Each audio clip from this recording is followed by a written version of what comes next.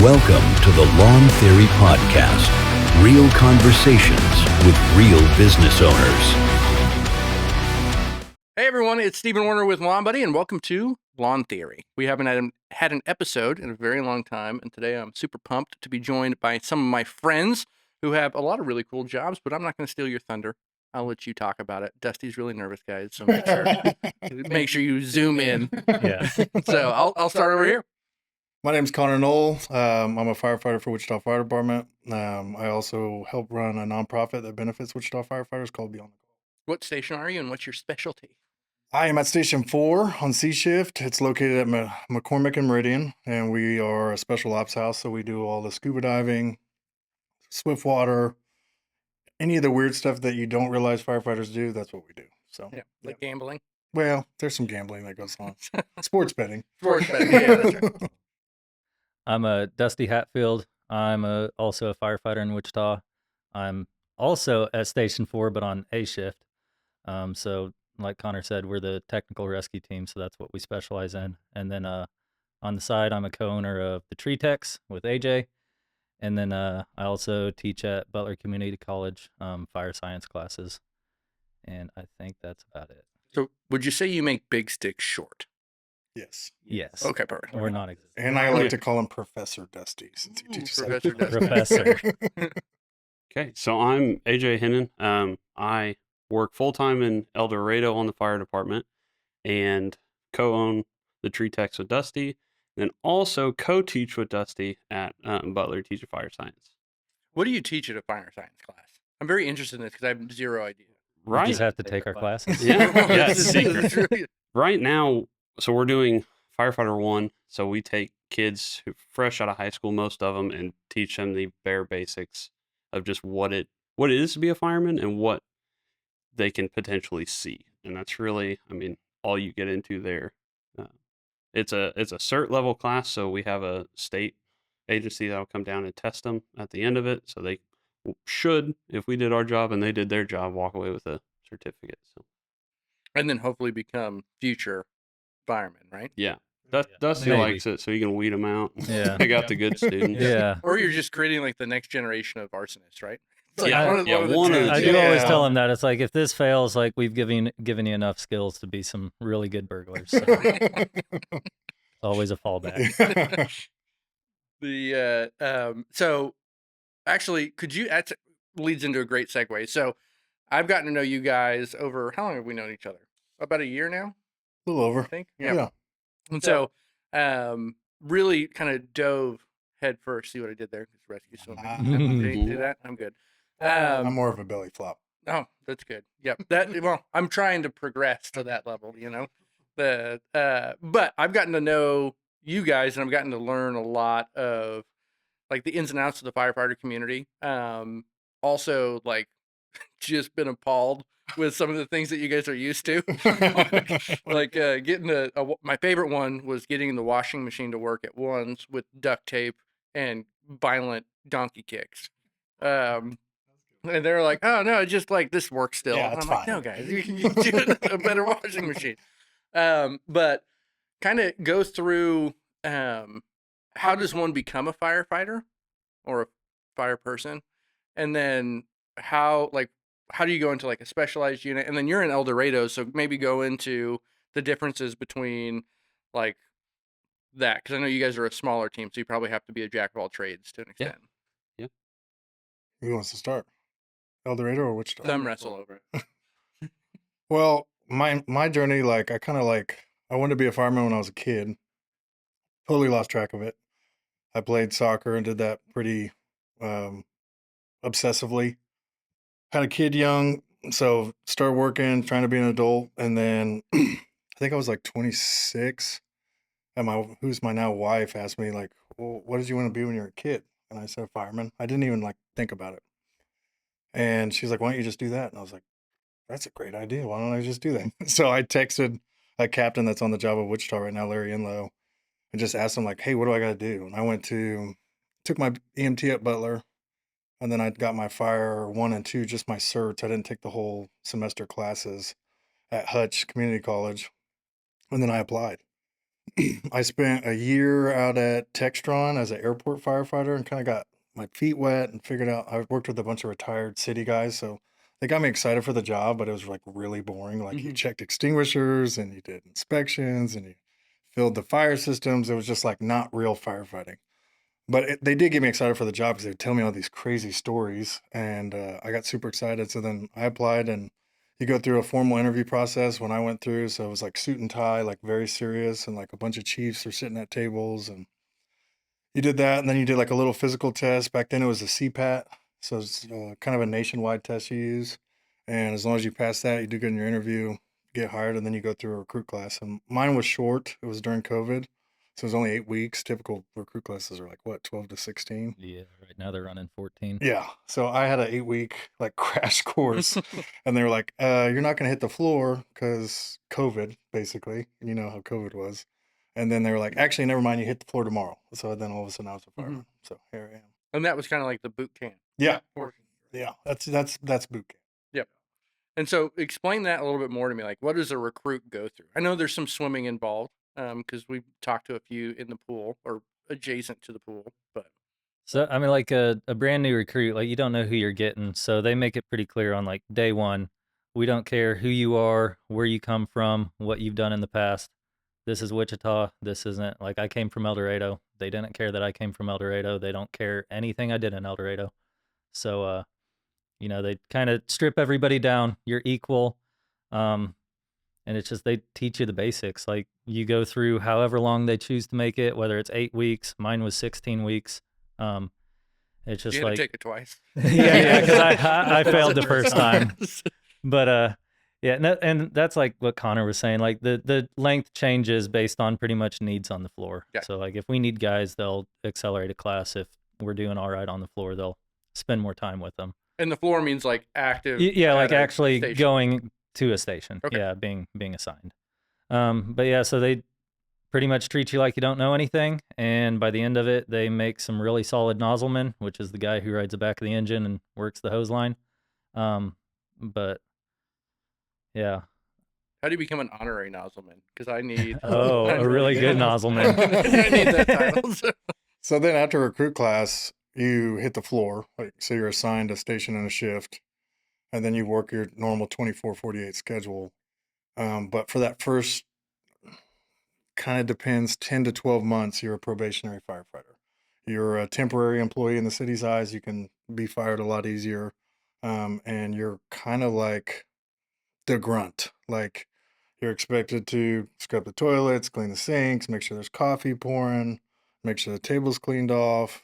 If something needs to be cleaned, you should be doing it. You don't really have like downtime, and you should be studying something, whether that's your streets or your information for your probie test that you'll take after your first 10 to 12 months. And like that's your whole first year. It's just like show up to work and you do not stop working until 9, 10 o'clock, especially if you go to a busy house, like you're expected to be busy all day. Mhm. Yeah. And then from your perspective, coming from El Dorado, was it very similar? No, not at all. So we're a tiny department. We have like 2 stations. Our shifts run full. We have 5 guys on each day. So our hiring process starts off kind of similar. We just started doing a physical test and then an interview process, and we lean really heavy on certs because we don't have an academy. So we lean on the certs, we lean on outside experience and stuff like that. But then day one, when you start, it's on the cruise. So we spend a lot of time with our new guys, and it's never enough. But we have to take them, already working their full shifts. They're running calls. We're doing all of our busy work that we have to do, our inspections, our reports, all that stuff, and we have to get them up to speed. So it's a lot more difficult. But we've kind of got a pretty good system now. We give them a book. It's called the Rookie Book. It's a bunch of skill sign-offs that they have to have done and signed off by one of the officers on their shift for their first 30 days, 60 days, and then I think 6 months and a year. They all have different skills check-offs, different proficiencies that they have to do. But yeah, not having that academy definitely makes it a little bit Yeah. harder. Yeah. Yeah. So, like, because you guys have obviously the massive lake there. For those Yeah. that are watching or listening, it's El Dorado Lake. And so these guys are like at a what I would call like a specialized house, right? They do Yeah. call us special. Yeah. This is true. They are very, very special. You guys Special. are unique. Yeah. But for you guys, is that what you're meaning by the certs? Is like you need to go out and have so many people be dive ready, or So you're just all kind of good swimmers and you just jump in? no, so yeah, it's a little bit confusing. So we have in Butler County, what they call the Rescue Squad, which is a separate agency, and it's a full volunteer agency. So they have the water rescue stuff. So most of our guys, a lot of our guys, are trained to assist. So our chief, our department will send us to trainings, but we don't lean on that side of it too much because we have them, and they're actually stationed in El Dorado with us. So we try and play nice with them, try not to step on toes, but everybody wants to get in there and do it. But Yeah. So my little hometown, they have, so there's itty bitty Wyoming. And so, no offense to anyone from my hometown. But that's not a the- bad thing. Exactly. But so they have one station, but then there's an organization called Search and Rescue. And so they do everything from like the water rescues to if someone's stuck in the mountains, that's who's going up to try to bring people down. And so it sounds kind of, but it's all volunteer based. So it sounds like it's kind of the Yeah. same thing, right? Yeah, similar thing. And that's Butler County relies a lot on volunteers when they do that. There's only a handful of paid fire departments even in the county, so we rely heavily on the volunteers. And the neat thing we do in El Dorado County-wide is we're the hazmat team, so that's kind of our specialty as far as the county goes. So we have hazmat techs, we have a designated hazmat response truck and trailer, so that's kind of all what our focus is on, because we have the rescue squad. Yeah. And is that everything from like a chemical spill to like a meth house pretty much? Like, Yeah, anything in between, big oil spills. We have a bunch of oil pumps, oil derricks. We had 6 months ago, we had a 30,000 gallon oil tank of crude oil just blow out on the side. So then we had all that run down the road in the middle of the night. So we had to, it's stuff like What that a more mess. often than not. Yeah, it's rough. yeah. And so what kind of, I get to hear a lot of you guys' stories, which are nuts, which are really cool. But I think a lot of people, here's my biggest takeaway from getting to know everyone is that there's a lot of misconceptions when it comes to a firefighter or anything around what you guys do, because it's like you're a Swiss Army knife. Like Yeah. you got to be good at a little bit of everything. And so maybe walk people through who are just listening. And I mean, we have a lot of people who are firefighters, but a lot of people who have no idea. Kind of what you guys do or what you could expect from a behind the curtain view of, hey, yeah, we're not just jumping through windows, which Right. is part of it, which is Yeah. really dope. But kind of walk us through that. That's what makes it so fun is like you can go on a call 1 minute and we run like, what would you say, 10 to 30 calls a day average. Like a 10 would be a slower day, 30 is going to be a really busy day because you're there for 24 hours. So if you figure 30 calls on a shift, that's about a call an hour, which they take 15, 20 minutes, most of them. So you can go from picking up an old person in an old folks home because they fell and they hit their medical alert bracelet, and then you go to the next call and you got somebody stuck underneath a piece of heavy machinery, and you got to figure out how to get them out and stop the bleed. So it's like this huge range, and you never know what to expect, which is what I love about it. And then the best thing about the fire department for me is we are the solution for every call. Like if somebody calls 911 and they're like, I don't know who to send, like dispatch doesn't know who to send, it comes out as an unknown call for fire. Just like fire department, go figure it out. And I love that. I like being the solution.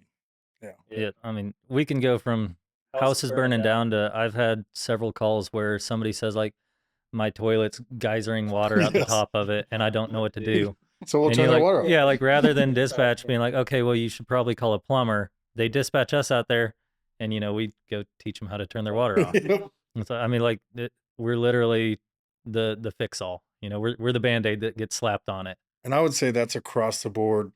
Big departments, small Oh, yeah. departments, it doesn't matter. Volunteer, career, Like that kind of stuff is the same. It's like, who do we call? I don't know. Send the fire department. They'll figure it out. Yeah. Yeah. And I know your guys' schedule is a lot different too. I think that was the one thing that I was kind of very shocked by when I started what I'm doing is we have so many firefighters who also have a full-time other business like you guys do, or the nonprofit work. And so walk me through kind of those schedules that you guys, and I know each department's different, but kind of walk me through those schedules that you guys have. Well, Wichita's 24 on, 48 off. So you have A, B, and C shift. And so like Dusty relieves me in the morning. So Hatfield comes on shift when I get off shift. So you go in at 7. Typical guys that are engaged are going to be there anywhere between 6 and 6:30. You're going to start putting your stuff on the rig and kind of relieving that other crew around 6:30. That way, if a call comes out at 6:40, they're not stuck, and then go pick up their kids and take them to school and stuff like that. So yeah, like you said, a lot of guys you have 48 hours off, so everyone fills their time with something, whether it's extra money, working. I ended up somehow being a part of a nonprofit. The schedules was a big adjustment for my family, like being gone 24 hours, and then say you work a double, you're gone 48, and you're only home for 24. Mm-hmm. So that can be kind of a rough adjustment, but it's like my family adjusted big time, and it works for us. By the time I've been home for 36 hours, my wife is sick of me, and she's ready for me to go back to work. Mm-hmm. So it works out great for us. Yeah. Yeah, I would agree. Like the schedule's awesome. When I worked at El Dorado, we also did the 24/48, and then I switched to Wichita, went to 5 days a week at the academy, 8 to 5, and it was just miserable. Like I hated it. I hated going to work every single day because like in my mind, even though I'm running business on the side, like every day I go to the station is Friday because then I get Saturday, Sunday off. And like, what I choose to do with those 2 days is up to me. And I choose to go try to make some side money. But it's it's hard imagining having to work 5 days a week and, you know, do menial jobs in my opinion. But yeah. Yeah, we're the same way. We're still do 24/48s, and it's interesting knowing like guys like you two who didn't start off being firemen right away. Like I worked, summer jobs during high school, but then I started being a fireman when I was 18. So this is the only thing I know, and we see that a lot now with teaching the college class that kids come straight from high school and they don't appreciate the schedule because they Yeah. don't understand that. They don't understand what it's like to work 40, 50 hours a week. They have no idea. We work the hours, and you guys a lot more than us. You might get hammered on your days on shift, but still having that 2 days off is just such a blessing. Yeah.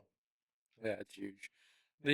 So I also noticed a common trend with firefighters, right? And so That's You why you get- grew out your mustache. that's why I grew up with a mustache. Well, I thought I had to fit in, but then you've never grown one out.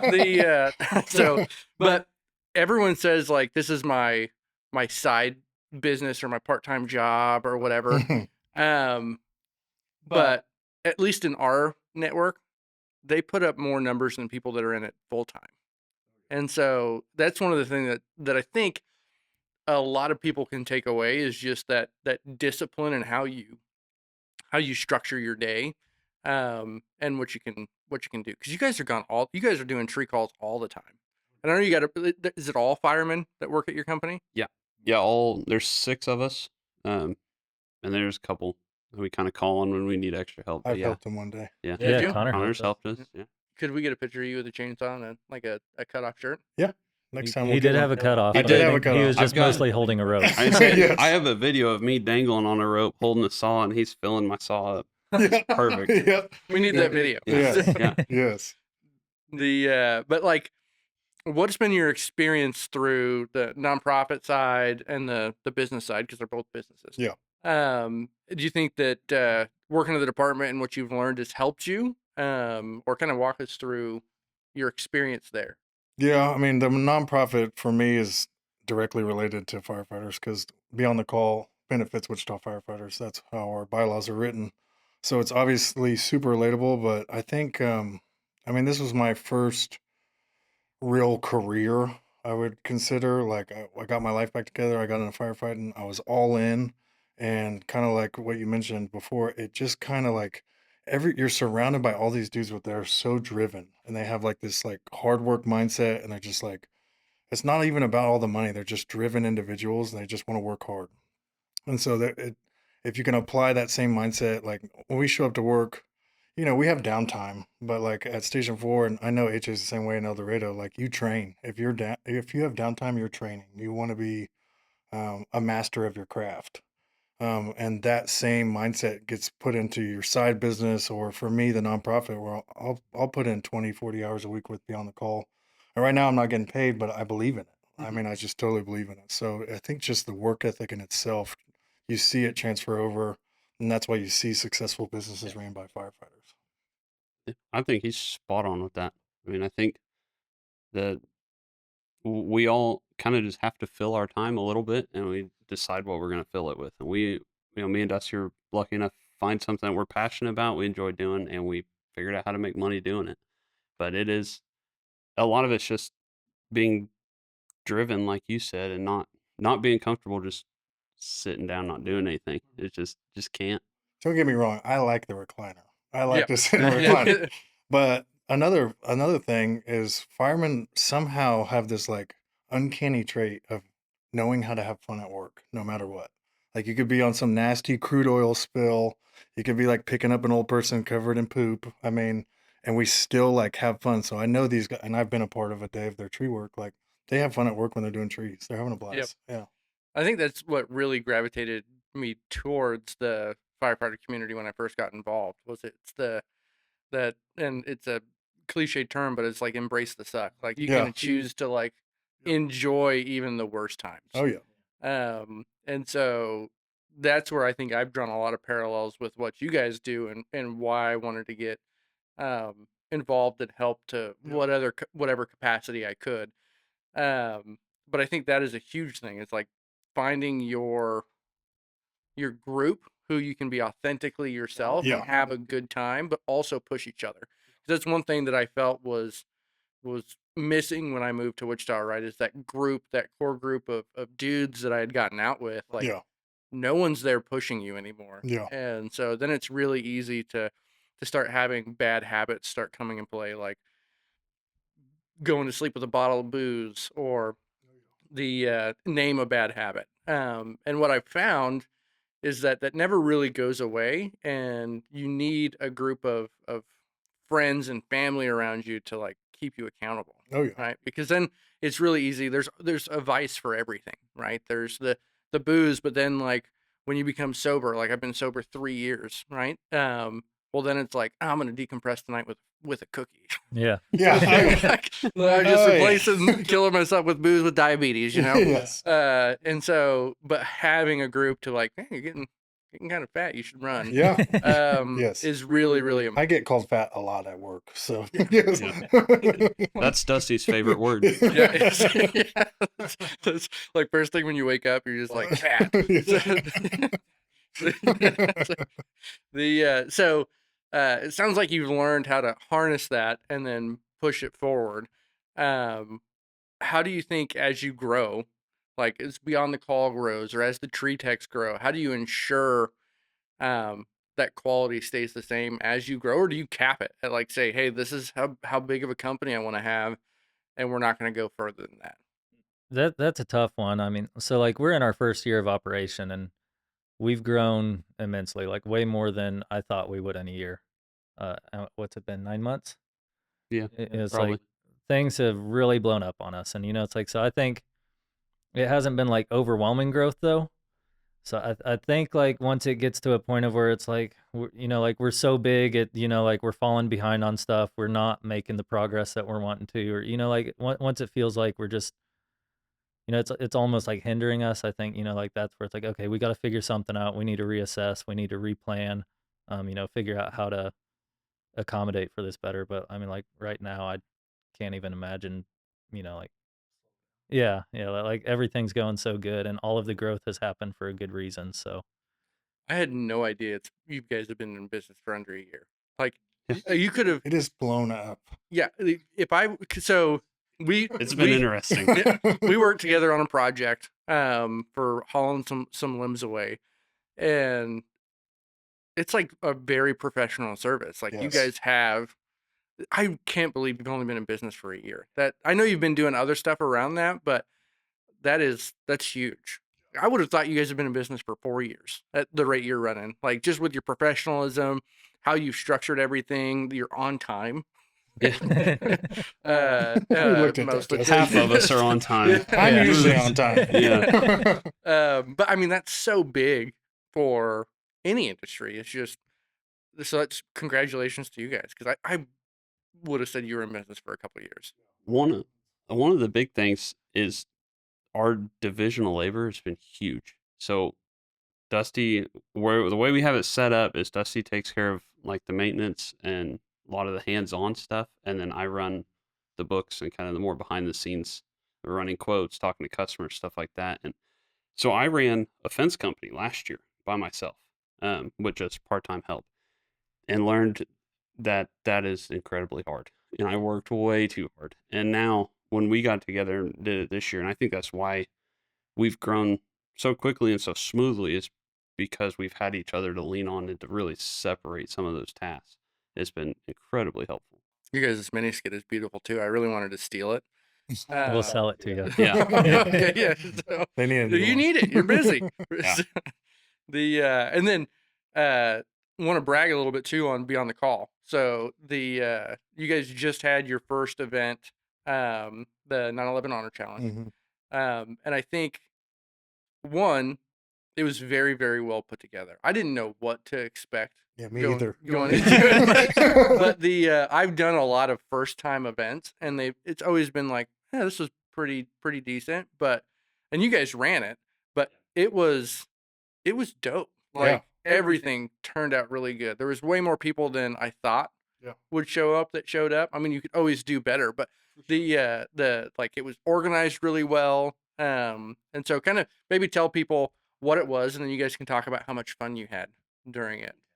Yeah, so the 9/11 Honor Challenge, Beyond the Call, obviously benefits Wichita firefighters. So we're a nonprofit. We're trying to raise money, but a big part of kind of our mission statement is we want to be like have community involvement where you get to come out and be a part of not so much firefighters on duty, but getting to know firefighters kind of like you have on a more intimate basis and seeing what they're just dudes. They're just people.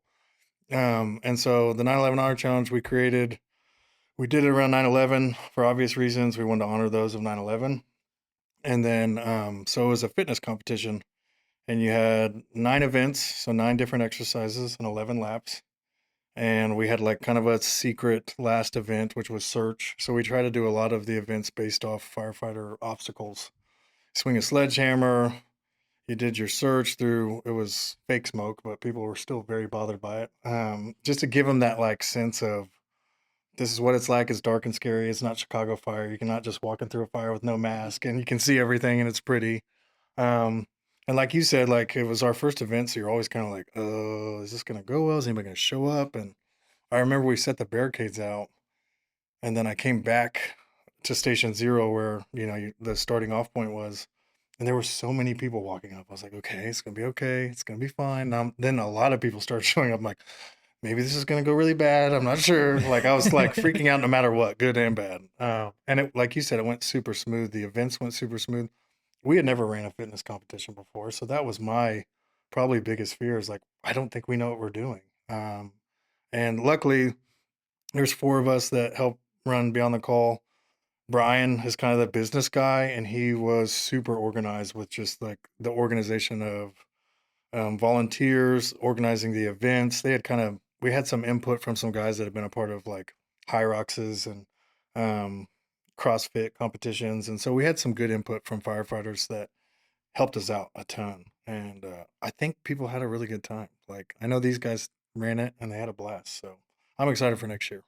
What did you guys think? And how did your legs feel after? It was horrible, but, Yeah. but it was a couldn't lot of walk fun. for like 2 days. It was bad. But yeah, it went good. I know I talked to you there. I was incredibly impressed. And it went smooth, and even like from the participant side of it, there was never a question of, how's this going to work, or where should I be right now? Am I going to miss something? It was clear. I mean, it was great.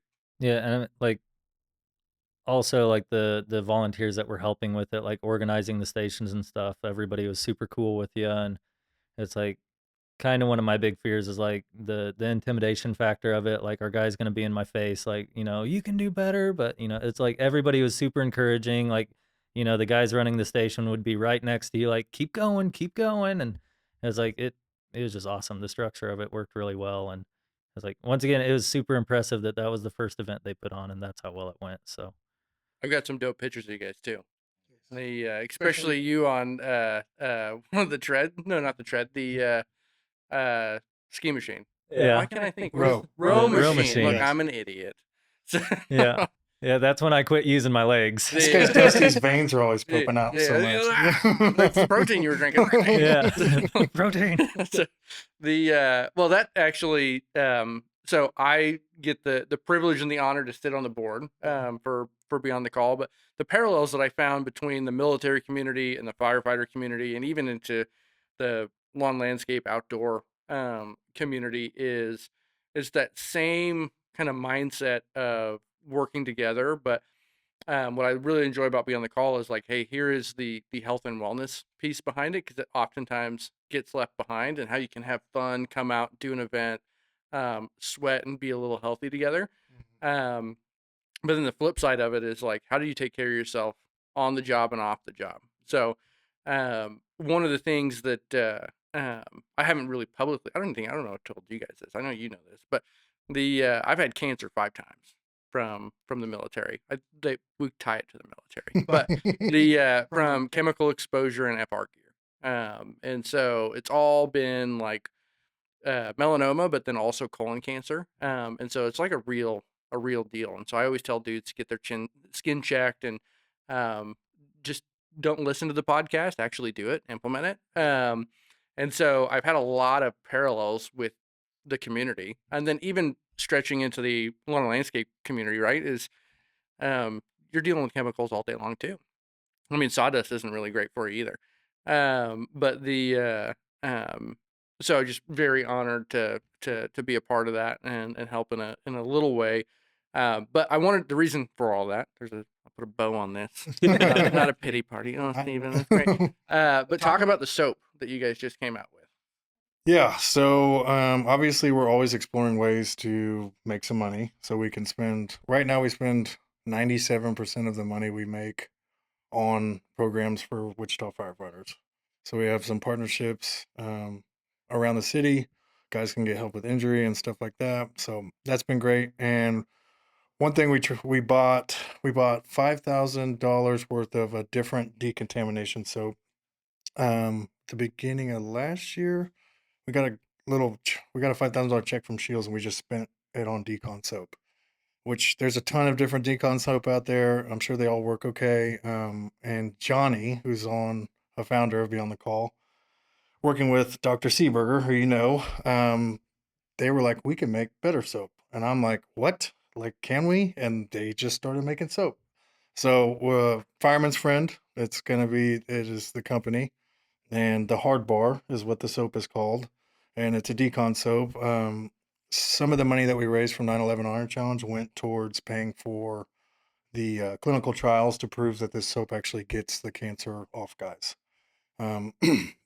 So we don't have the results of it. We're obviously like licking our fingers. Hopefully everything went well. We're gonna start kind of pushing it, social media and stuff. We're waiting for clinical trials. I think it'll be super successful.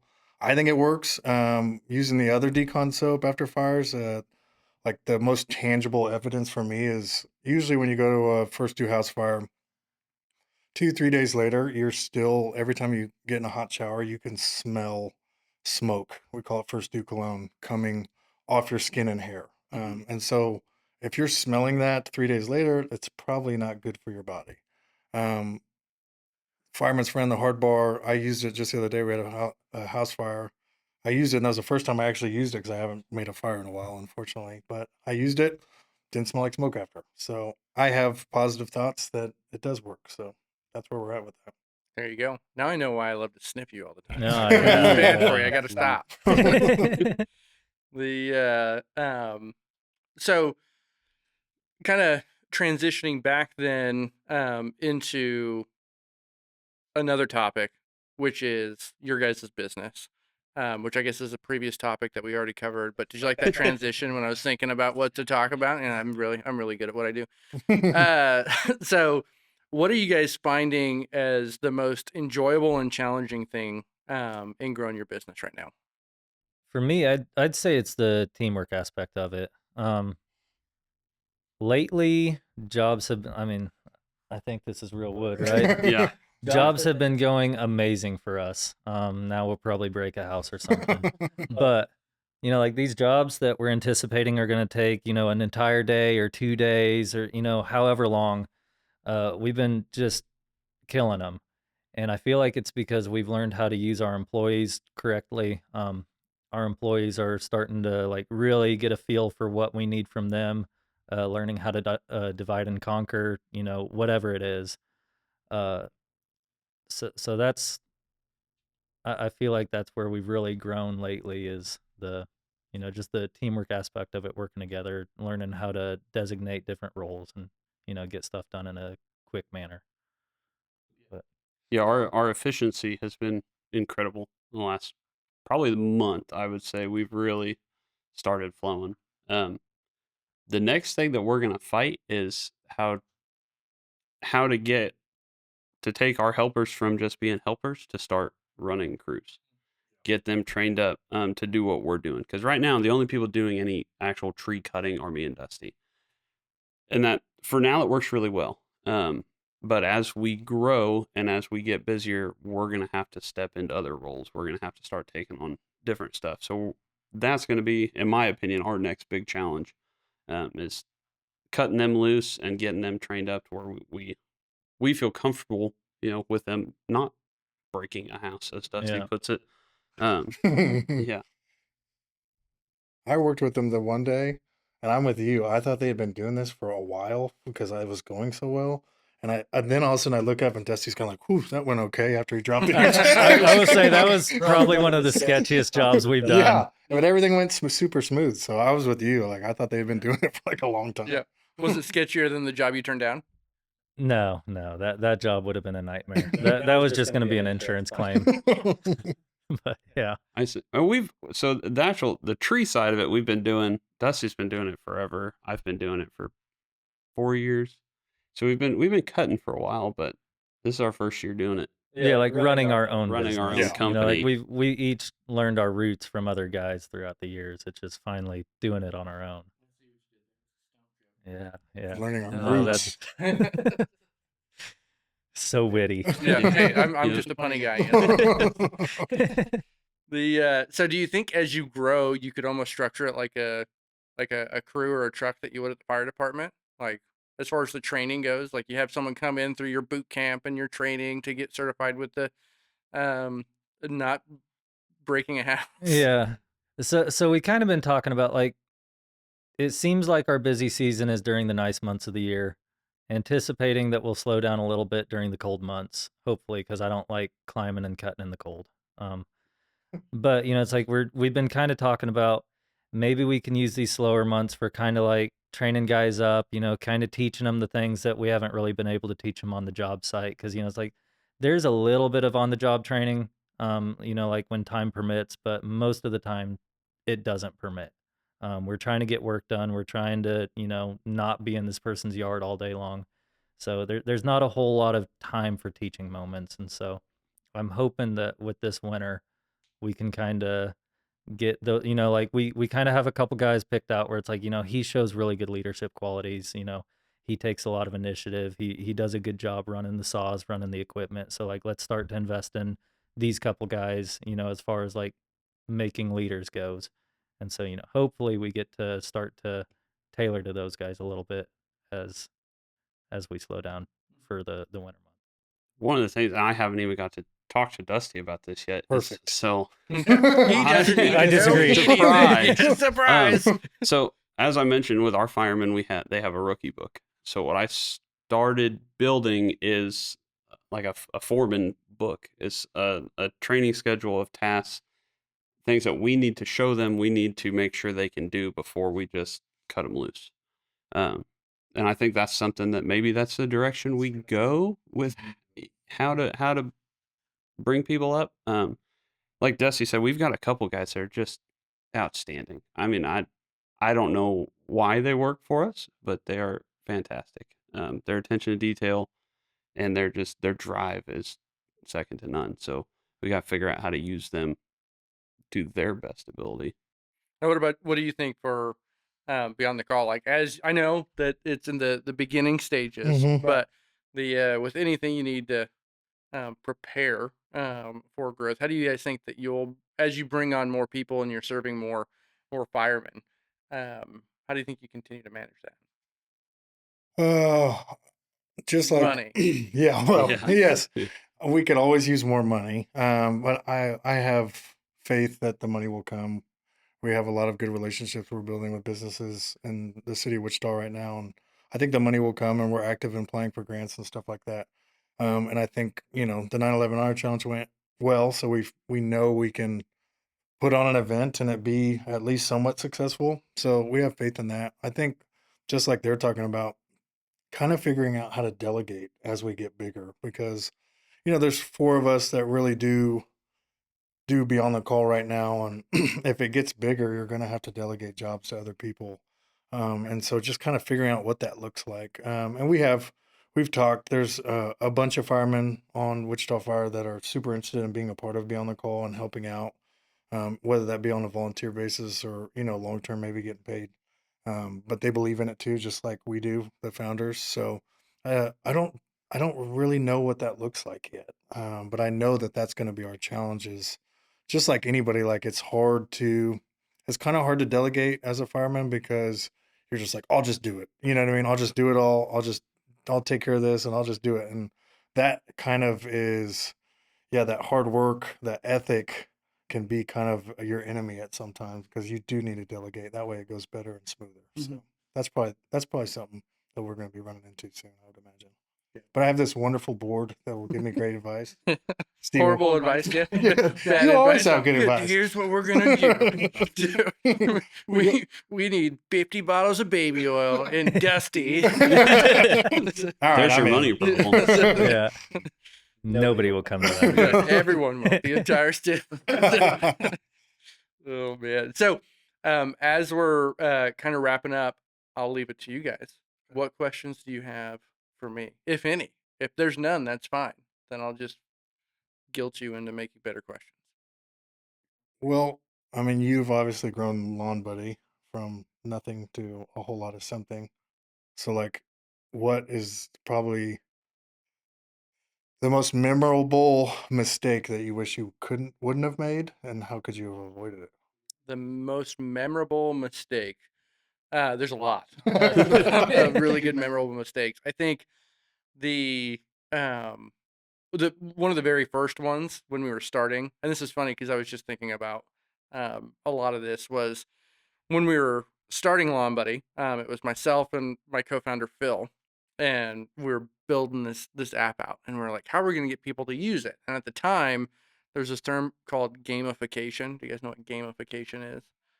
Apps were like Facebook. You could play games. Remember when you could play Oh, games yeah, inside yeah, of yeah. Facebook? AJ doesn't, but Yeah. So, back in the early so anyway, so we were like, well, not we. They thought it was a bad idea, but I was like, But we I- need to- yeah, you but did. I was like, we need to put a game inside of the app. And so I had a company in town partner with us to build like the lawn and landscape and snow removal version of Snake. And so as we were like releasing, see, look at this. I like Where were it. you then? he said mistake. This is a fantastic idea. And so we built it, and then it was basically snow removal. So it was a little dude that got out and you shoveled, and then your shovel trail got longer. And it was a horrible failure. No one used it. No one wanted it. So I think there's still, so Phil, who's our CTO, and he's the one who developed everything, right? So I'm not a coder or a programmer by trade. And so he built everything, and I think there's an Easter egg still to where if you use the right URL, you can still play the game on web. So I'll have to see if it's still active, and I'll put it up for you guys to That's play. awesome. But that was in the beginning. The other one, I'd say the more serious mistake I made was I thought that um, you needed more money and more people. I think that was a big mistake that I made. Is I focused more on competing with the larger companies that were in the space by saying I need to focus all my time on fundraising so I can hire the people to build it. And what I learned is you don't. You just need to pay attention to like your customers and what their needs are, and then develop the tools around that and be a good person and not try to um, be like in the mafia and like a crime family and like be like, oh, now you're getting a protection tax. Every user you get, I'm gonna charge you $30. Yeah. And so just like listen and care. Yeah. And then everything else kind of fall in place. So I feel like, I don't know, like starting out, I was super nervous about not getting customers, not getting work, and I had all sorts of, like, if you look at our business card, it says Not miscellaneous nasty. cleanup services, Yeah. I think, because it's like there's no way anybody's going to use us to cut their trees down because there's 15 crackheads in this 4-block radius that'll do it for half the price. Yep. And so like this year's been awesome, showing me that the work's going to be there, but I guess it's like how hard was it for you to like find a customer base? Because it's like I look at I do all of our Instagram posts and stuff, so that's why they're so poorly written. It's like I think the one with the most likes has like 7 likes on it and stuff, so it's like nobody's seeing this. Like it's my wife and my my family liking these posts, and that's the only people that see it. He said 7. We have 6 employees Yeah. and his wife. Yeah. But yeah, so it's like how long did it take you to really like see people responding to your program and your app and stuff? It took a long time. So we started hyper local. And so in the beginning it was me. So like I was out there doing the work. And so I always say that like, hey, I worked in the field with a lawn care company for a year because I had to. Like I needed to be out there and see what was working and not working. And I convinced my direct next door neighbor across the street from me to start his lawn care company officially because he was doing it on the side, and he was the first customer I had on the platform. And it was a hard thing to do in Wichita. But I don't think so. Ours is different, right? So when you look at software versus tree removal, you have customers that are all around you because you have trees everywhere. It was harder to get people to have confidence in a software company that started in Kansas than like anywhere else. And so it took a long time. And even to this day, Wichita isn't our biggest market. And we had more adopters in Texas and Florida and people who were having those problems. And it kind of rebounded back to where now we're well-rounded. But the first 2 to 3 years, it was I can remember being thrilled when we had like 60 people that were on the platform. And then today there's 50,000 logos on the platform, all across the United States and Canada, and 2 in Hungary, which I don't understand why, but we have 2 Hungarian customers. So, but I think it just goes back to is like I had to do the work and learn the lessons to build a better product. Otherwise, money can solve a lot of things, but it's a Band-Aid, and most time it's just fancy marketing. And so what I would say on your post with the 7 likes is there's the interaction, but you don't know how many people saw that, didn't like it, but then like, oh, there's this company called TreeTex. Yeah, because I never like anything. Yeah, exactly. Yeah. And that's what's disappointing too is like I can go look at the statistics on it and see how many views I got. At least I think it's on Facebook, where it's like 1,400 people have seen this and it has 2 likes, and it's like, okay, well, I'm just gonna cry now. But it's like delete. But don't ever discount that interaction, because they're at least seeing your brand and they're seeing it. Because like, even if you go to our posts, like there's not a ton of interactions, but we have a bunch of engagement as far as people watching it. But it's the same thing. Then it's just on the back of their mind of when they're ready for software, when they're ready to call someone for a tree issue, they're like, oh man, I saw this crazy post and Dusty was covered in baby oil cutting a tree down. We should put Maybe Dusty that's in what a we should pink do. speedo. It's just Yes, the Yeah. chicks There you be on go. the call. Yeah, we're not commercial. advertising, right? But yeah, so that's what I would say. It takes a little bit longer, but you just got to keep doing it, and then find out what people like about you. So I think, me personally, I think you guys should pull on the firefighter thread a lot more. Yeah, we've been It's kind of hard. avoiding It's that. hard I'm gonna be for- honest. Yeah, it's hard for firemen to pull on that because it feels douchey. It Yeah, feels like yeah. a cheat Like, code, something, yeah. you know. But I'll tell you something that I never saw it this way because we're trying to be humble or whatever. My mom, when you went and did just like some small tree work at their house before you cut the tree down before the fence, you just trimmed some stuff up. She didn't worry about whether she was going to be home or not because she Okay. felt like I could trust this guy because he's a fireman. You know what I mean? I never really thought about that aspect of it where Yeah. you talked about, jokingly saying crackheads, Yeah. but like that's the truth of it is like you have a fireman that you know where he's at every third day. You can go Yeah. find him. Or you have this random guy that has Jay's tree cutting service and you know what I mean? So Yeah. there's that level of trust that you start off with. Yeah, I never thought about that. I always like approach it from the thank me for my service. Yeah, and that's fine, not and even use it. me because I'm That's a not public it. servant. I and, think you know, it's the like trust. yeah. Yeah, that's Okay. trust that you're going to give them one a good price. You're going to do good work. It's going to be quality work. You're going to be on time, like Steven said. All those things that come into like that's what people think about when they think of firemen. And it's not going to be the driving factor to go to your business. So like with us, when we say like the veteran owned thing, Uh-huh. that's just a nice to have in the back. That's like, oh, I'm coming to you for software. I'm coming to you for tree work, but oh snap, Oh, they're cool. also Yeah, and I feel Um, good about myself because I'm supporting veterans. Yep. So it's the same thing. I've started using that more. So I run 90% of our quotes, and I've started using that more in person, just explaining to people because surprisingly, in this always I don't understand it myself, but people are very worried about us getting hurt cutting their trees. They're not as worried about us. They're like, "Oh, you have insurance? Yeah." I'm like, okay, well, like, how do you know how to do this? And a lot of times I'll get grilled from just some random grandma who wants a tree cut down, but she doesn't want us to get hurt in her yard. And so then that's when I started using more of the fireman thing. It's like we're careful. I was like, Yeah. and trust me, we show up with 3 or 4 guys. If anything happens, we're the type of people that are going to show up anyway. Yeah. So yeah, Yeah. we'll be all right. If Dusty cuts his arm off, you can handle it. Yeah, yeah. He'll be fine. It's just a flesh wound. Get back in the bucket. Yeah. Well, sweet guys. Any last questions? And then we're gonna go before we get kicked out of here. And Any burning I have desires? one final question for you guys. Shoot. Are you ready? Do you have a dad joke? And can you share it to the world? I just watched one of your episodes the other day to try to prepare for this, and I forgot to find a dad joke. Look at that. Look at that. Ah. I don't think I have an appropriate dad joke. Everything. I can give you one that I just taught Samuel. Yes, give me one because Okay. you and Samuel always have good ones. Do you have an up dog?